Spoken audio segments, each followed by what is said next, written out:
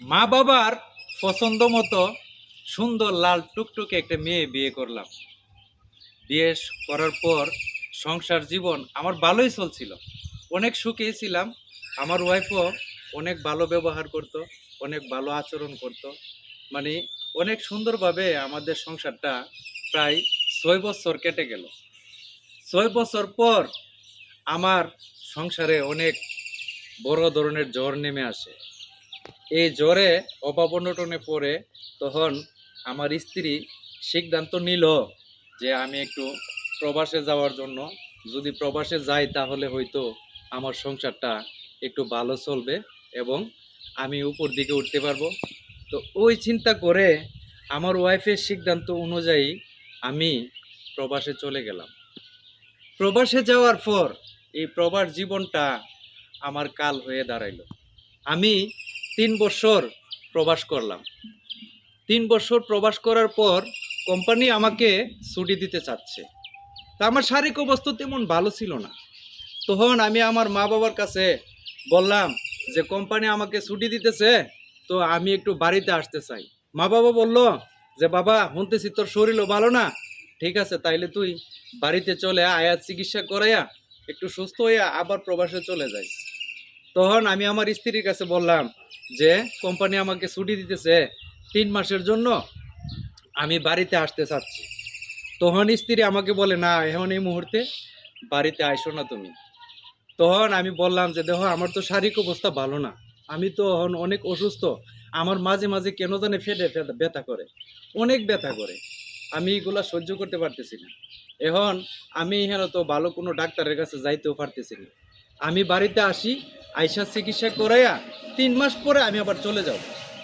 তখন স্ত্রী বারবার না করলো, না তুমি বাড়িতে আইসো না। তখন স্ত্রীর কথাটা আমি আর শুনলাম না। না শুনে আমি হুট করে টিকিট কাটে বাড়িতে চলে আসলাম। বাড়িতে আসার পর তখন আমার সংসার জীবনটা খুব ভয়ানক কাল হয়ে দাঁড়াইলো। তখন আমার স্ত্রী আমাকে কোনোভাবে মেনে নিতে পারতেছে না। 2-4 দিন যাওয়ার পরই এর সাথে আমার জীবনের একটা যুদ্ধ শুরু হয়ে গেল। তখন সে কোনোভাবেই আমার কোনো কথা বা আমার কোনো আচার আচরণ বা ওর কাছে যাওয়ার মতো, মানে ও আমাকে কোনো সুযোগই দিচ্ছে না।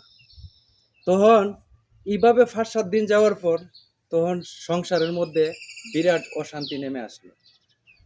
অশান্তি যখন নেমে আসলো তখন আমি আমার গ্রামের সাহেব সর্দার যারা আছে, মেম্বার, ওদেরকে ডাইকা আইনে আমি একটা সালিশের ব্যবস্থা করলাম।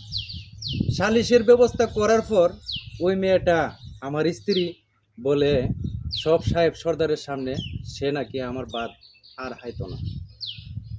তখন আমি বাধ্য হইলাম মানে ওর কাছে নত হওয়ার জন্য।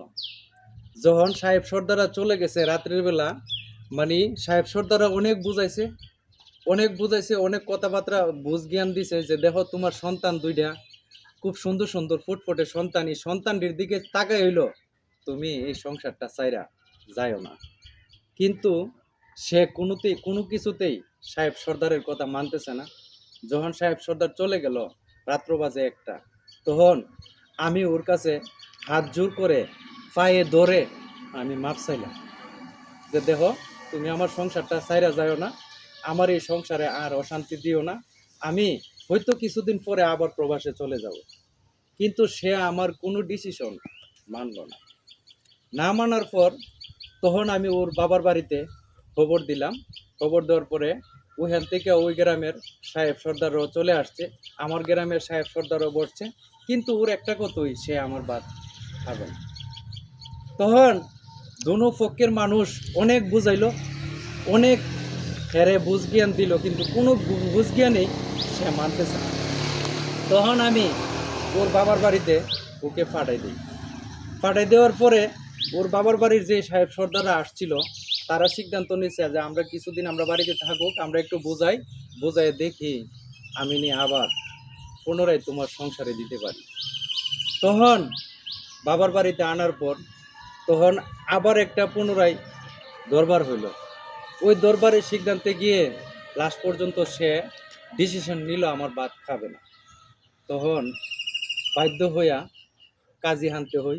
কাজী এসে অনেক বুঝ জ্ঞান দিছে, কইছে যে 3 মাসের সুযোগ দিলাম তোমারে, 3 মাস তুমি থাকো তোমার বাবার বাড়িতে, এরপরে যদি তুমি তোমার স্বামীর বাত না হাও তাহলে আমি আয়সা নিজ ইচ্ছায় সৎ জ্ঞানে তোমাকে তালাক দিয়ে দিব। কিন্তু এই মেয়েটা এই 3 মাস সুযোগও দিল না। তখন লাস্ট পর্যন্ত আমার ডিভোর্সটা হয়েই গেল। আমি আর পারলাম না ওকে নিয়ে সংসার করতে, আমি আর পারলাম না আমার এই 2টা সন্তানের মাকে রাখার জন্য। তো দর্শক বন্ধুরা, এই গল্পটা আমার এক ভাগ্নার, যদি ভালো লাগে তাহলে অবশ্যই এই গল্পটা শেয়ার করে দিবেন, সবাইকে দেখার সুযোগ করে দিবেন। আসসালামু আলাইকুম।